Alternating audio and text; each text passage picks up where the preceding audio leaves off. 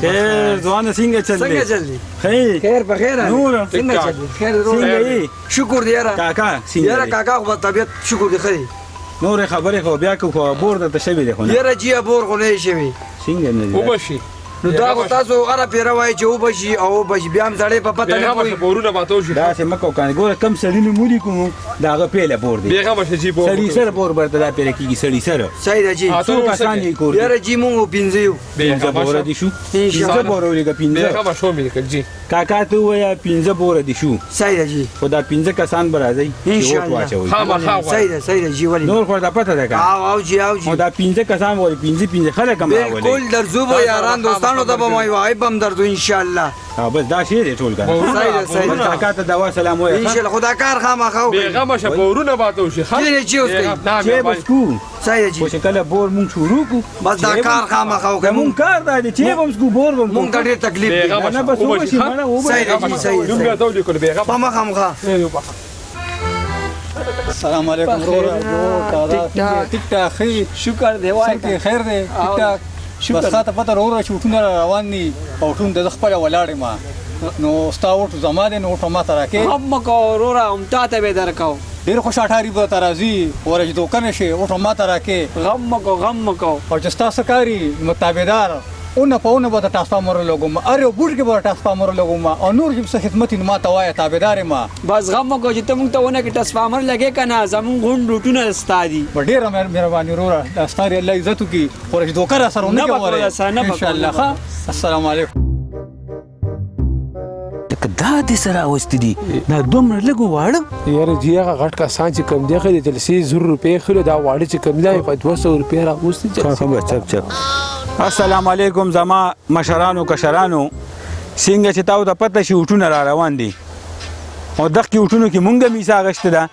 خو زه در سره دا وعده کوم چې غټ غټ کارونه ماته وي د وړو به نه وایي ماته غټ کارونه یقین وساتئ شیکلی په منځ کې درته موټر به بوزم شهزاده خان بس چې نه ته اخوات لې شي نه دی خو او د پاسه پیر د پول ساس کم نه پاغه به زی راځي شهزاده خان او بلا دا واړه کارونه به نه وایي ماته چې لاره په کا ترانسفارمر لګاوه دا څه کار دي غټ کارونه غټ کار تاسو په خوده اعتبار وکئ چې ایرپورټ درته دلته جوړوم ایرپورټ چې زمونږ د کلي نه هر کال لشل کسان ځي حج ته چې زه مې ته تکلیف نه وي چې دلته راځي او جاز راکوزیږي جاز تخیږي ډایرک شهزاده خان دا څه کار دی نور وګ بیا لګو مونږ یو بلې جلسې ته بیا به ژوند شوینه غبم لګو ورسه بکیږي خدا الله پامان شهزاده خان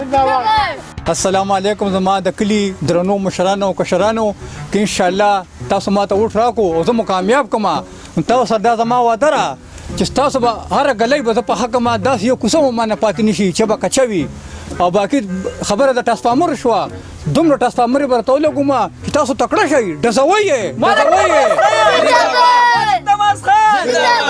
او دا باندې وای چې دا بدی ډیره خرچه راځي برګي په لګون غواړي په دې برګو کې به ان شاء الله تاسو زه بون راکاګما او په بون کې به تاسو ان شاء الله زه بجیرا ولما دا تاسو سره ما وعده ده ملک تماس خان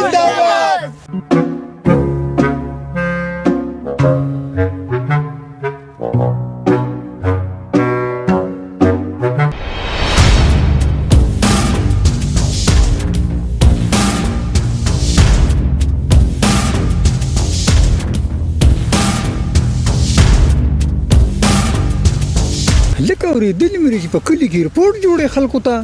او دا ته چې د خلکو ته وې چې بون به درته بوزم او بجلي به پکې راولم نو ترانسفارمر یې به درته کوڅه په کوڅه ولګوم خپله خو د کونډې یې چولې دي کونډه ماره خو شټۍ دي ټیم لړه کوه